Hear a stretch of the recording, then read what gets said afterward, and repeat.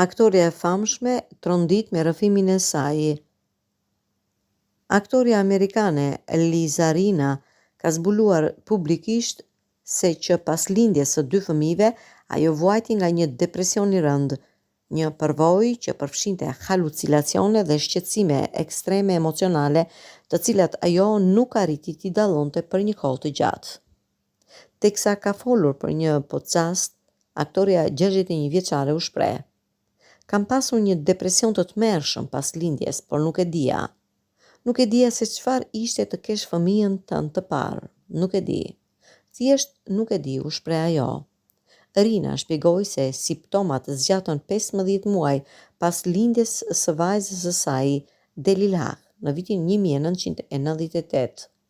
Por kur lindi vajzën e dytë Amelia në vitin 2001, gjendja u përkeqësua dhe nxiti ndërhyrjen e menjëhershme të bashkëshortit të saj, Harry Hamlin. Këtë e kujton dhe ai vetë në podcastin e aktores.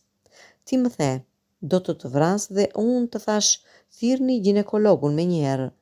Më ke thënë, kujdes, më duket sikur dua të vras", mbaj thika në sirtar.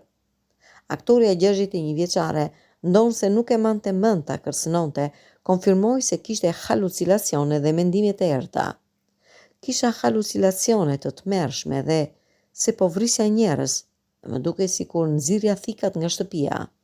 Gjithashtu, kisha imazhe të futjes së makinës në mur.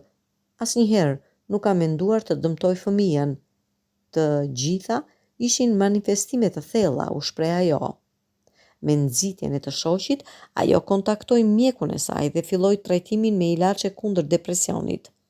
Ata punuan menjëherë, ndryshuan gjithçka.